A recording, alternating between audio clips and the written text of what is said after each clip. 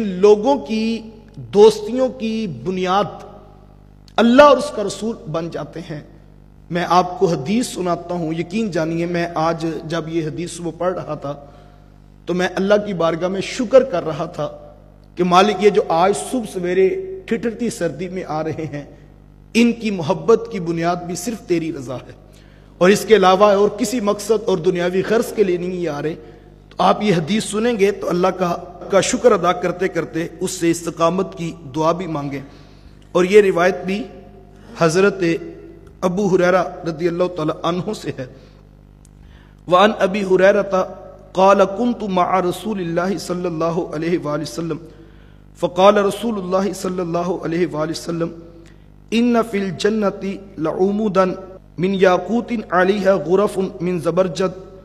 لها ابواب مفتحۃ یضیء کما یضیء الکوكب الدری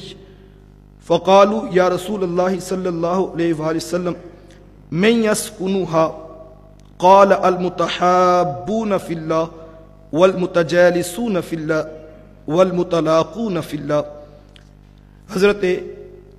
ابو ہریرہ رضی اللہ تعالی عنہ فرماتے ہیں کہ ہم حضور کے پاس بیٹھے تھے کہ اللہ کے رسول صلی اللہ علیہ وآلہ وسلم نے ارشاد فرمایا ان فی الجنۃ لعمودا من یاقوت، بے شک جنت میں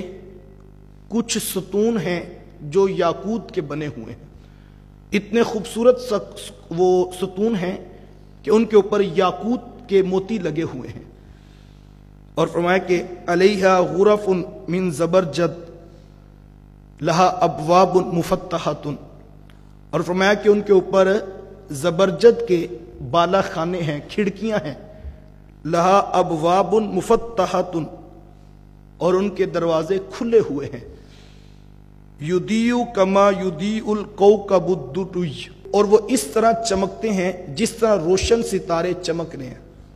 اب ذرا ایک لمحے کے لیے جنت کے اس محل کا منظر دیکھیں،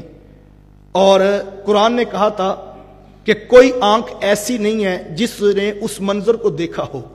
لیکن اگر تصور میں آپ سوچئے جو پلرز ہیں ان کے اوپر موتی لگے ہیں، اور جو چھت ہے، بالا خانے ہیں، کھڑکیاں وہاں پر، اور ان کے اوپر زبرجد کے چمکتے موتی ہیں، اور دروازے بھی کھلے ہوئے ہیں اس محل کے، اور حضور فرمایا کہ وہ اس طرح چمک رہا ہے جس طرح روشن ستارے چمکتے ہیں۔ تو صحابہ نے پوچھا کہ یا رسول اللہ صلی اللہ علیہ وآلہ وسلم من یسکنھا، حضور اس محل کے اندر کون لوگ رہیں گے؟ ارشاد فرمایا المتحابون فی اللہ، وہ جو اللہ کے لیے ایک دوسرے سے پیار کرتے ہیں۔ یہ محل رب نے ان کو دینا ہے جو ایک دوسرے سے دوستی کی بنیاد صرف رب کی ذات کو رکھتے ہیں۔ اور اگلی بات والمتجالسون فی اللہ، اور جو اللہ کی راہ میں مل کر بیٹھے ہوئے ہیں، یہ محل ان کو ملنا ہے جو اللہ کے لیے محبت کرتے ہیں، اور والمتجالسون فی اللہ، اور اللہ کے لیے جو ہے وہ مل کر بیٹھے ہوئے ہیں، والمتلاقون فی اللہ، اور ان کی ملاقاتیں بھی اللہ کے لیے ہیں۔ تو حضور فرمائے یہ جنت کے محل اللہ نے ان لوگوں کے لیے تیار کیے ہیں جن کی دوستیوں کی بنیاد صرف رب کی رضا ہے۔ اور ایک روایت میں فرمایا کہ کل قیامت کے دن کچھ ایسے لوگ آئیں گے جن کے چہرے چمک رہے ہوں گے، اور وہ نورانی ممبروں پر جلوہ فراز ہوں گے، اور ان کے اوپر نور کے حالے ہوں گے، اور اتنے وہ خوبصورت اور اتنے چمکدار چہرے رکھتے ہوں گے کہ عام لوگ تو عام لوگ ہیں، حضور فرمایا کہ شہداء اور انبیاء بھی ان کی قسمت کے اوپر رشک کریں گے، اتنے وہ جو ہے وہ چمکتے چہرے والے ہوں گے۔ اور اس رشک سے مراد یہ ہے کہ چونکہ پیغمبر اپنی امتوں کے بارے میں پریشان ہوں گے، لیکن یہ ایسے خوبصورت لوگ ہوں گے کہ جن کے اوپر نہ خوف ہوگا نہ غم ہوگا، اور ان کے چہرے بھی چمک رہے ہوں گے، ممبر بھی نورانی ہوں گے، اور وہ خود بھی نور کے حالوں میں ہوں گے۔ تو نبی جو ہے وہ رشک کریں گے کہ یہ کتنے خوش قسمت ہیں کہ اللہ نے ان کو اتنا کچھ عطا کیا ہے۔ تو جب حضور نے یہ بیان کی بات تو صحابہ نے پوچھ لیا کہ حضور وہ خوش قسمت لوگ جن کو یہ اتنا پروٹوکول دیا جا رہا ہوگا وہ کون لوگ ہوں گے؟